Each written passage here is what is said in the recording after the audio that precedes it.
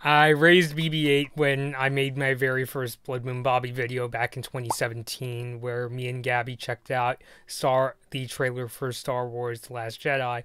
And even though BB-8 is not in A New Hope, I felt since I'm finally checking out this movie, it was appropriate to bring BB-8 back. But anyway, thanks for coming on, BB-8. Let's finally talk about Star Wars A New Hope.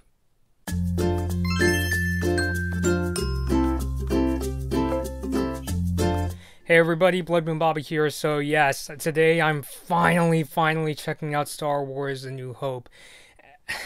You know, after I reviewed the sequel trilogy, I got sick of spending years saying, oh, I haven't seen the original movies yet, I've only seen the sequel trilogies. So I finally figured that I finally check out what I've been missing out on. I literally haven't seen A New Hope until now, which is funny because as a kid I got to see the Indiana Jones trilogy, but I never saw a Star Wars movie until my friend Steven took me to see The Force Awakens, and I got through the sequel trilogy, so I figured I really should get to seeing the original trilogy, where it all began, where all these characters came from. And I finally watched the movie. I saw the film on Disney Plus, and now I'm going to review it. So in case you don't know what A New Hope is about, so basically there's this big space battle happening between rebel forces and this evil galactic empire, and two droids, C-3PO and R2-D2,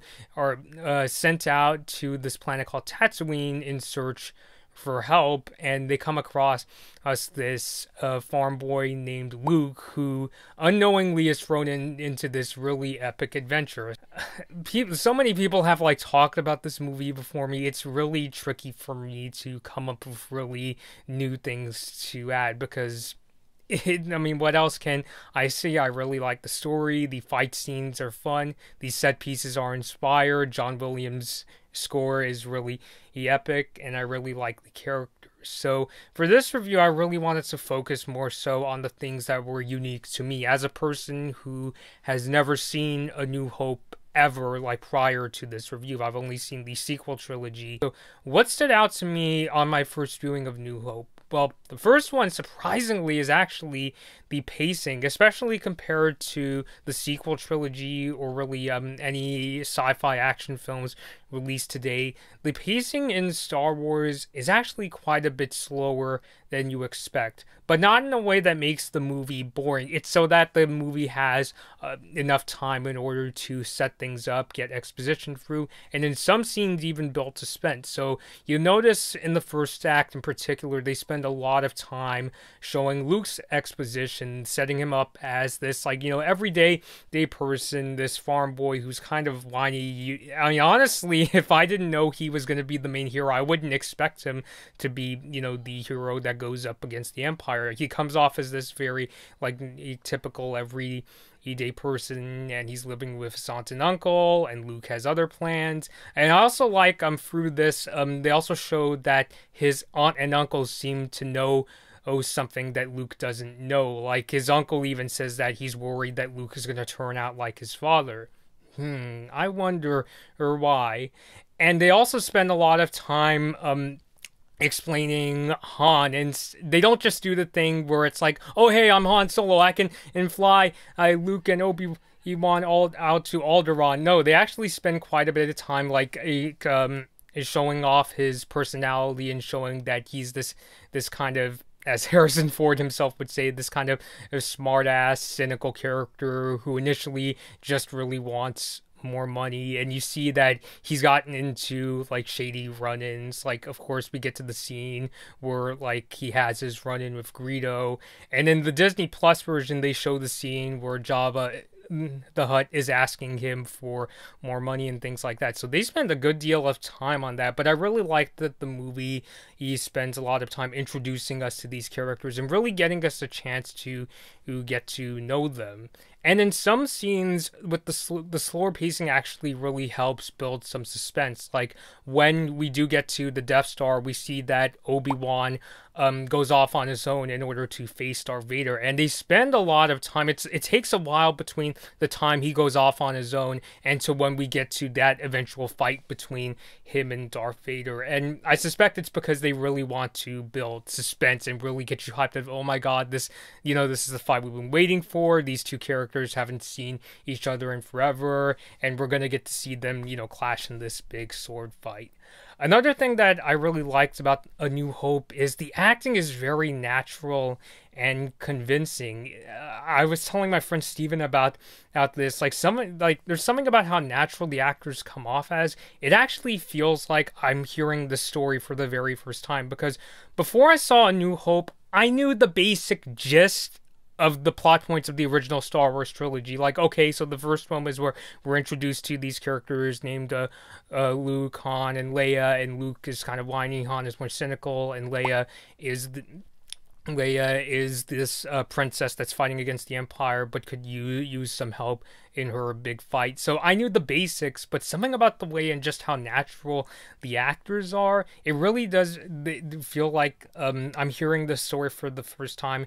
And it doesn't feel like a planned sequence of events. I know, Chris Stuckman, as himself said, that, film is meant to be a series of events. But like a lot of good films, it doesn't feel like I'm watching a bunch of actors reading off a script. It really does feel like I'm watching a bunch of characters spontaneously go on this adventure where they're not really sure if they're going to make it, and they're not exactly sure of what's going to happen next. Like when Luke and Obi-Wan got to Mos Eisley, I almost wanted to jump in because it seemed like maybe they wouldn't find a pilot there. I almost wanted to jump into the movie and say, hey, you're going to find a great pilot named Han Solo, and he's going to be your companion.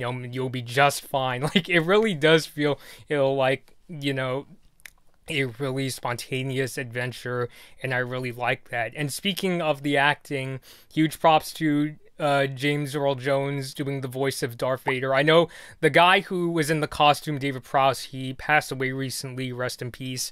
And man, like, from the first time, like, you see Darth Vader get on that rebel ship and, seeing all the damage, and he's choking out that, one guy for information, I was like, okay, you don't mess with this guy. He's either going to skewer you with a lightsaber, or he's going to choke you out like what he did to that guy on the ship at the beginning of the movie. So, yeah, major props to both James Earl Jones and David Prowse. So the acting of the characters is really good. I also like how they don't necessarily come off as, like these really epic characters. When we see Luke, he doesn't come off as the guy who's like, I'm going to be the big hero and I'm going to save the day. Luke really does seem like a guy who's like thrown into this big adventure, and he isn't aware of his own destiny. I also like how they don't necessarily get along right away. Like, it's not like a thing where it's like, hey, we're going on this really big adventure and I like having you guys. Instead, first time we see the characters, like, meet, they actually don't exactly get along.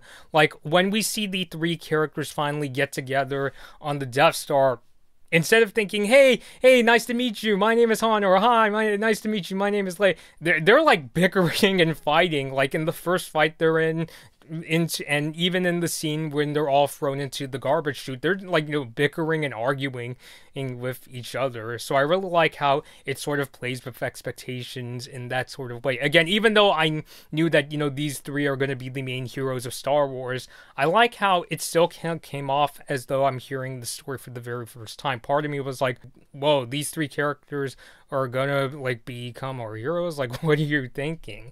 But, of course they do. And if I had a fault to pick with the first Star Wars, I would say, at times I would say the pacing can get a little draggy at times, but personally I didn't really mind it as much because I really enjoyed really getting to know Luke and Han before setting off on this really epic adventure.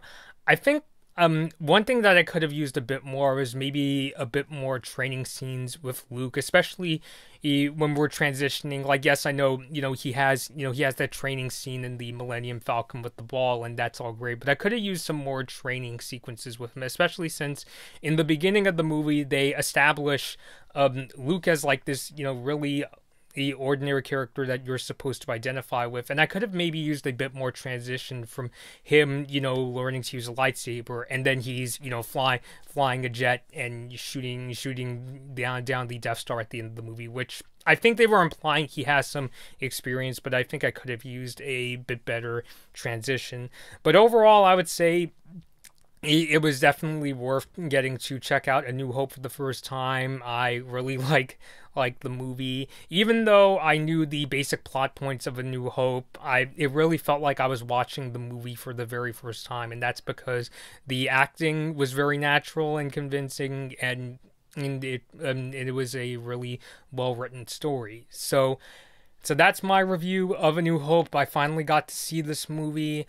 I'm hoping to get around to seeing at least the original trilogy all throughout this month. I had this plan in mind where I would check out the original trilogy all throughout December, but we'll see how it goes. Hopefully I won't be too busy this month. So yeah, so until next video, let me know your thoughts down below in the comments. What did you think of A New Hope? Did you like the movie? Have you gotten a chance to see it? Leave all those thoughts down below, and until next time, this has been Blood Moon Bobby, and thank you all for watching. Hi everyone, thanks for watching this Blood Moon Bobby video. Like and share the video if you enjoyed it. Subscribe to the channel to see more of my videos, and ring the bell to be notified about my latest uploads. Don't forget to follow me on social media for my latest opinions and video updates. I hope to see you next time.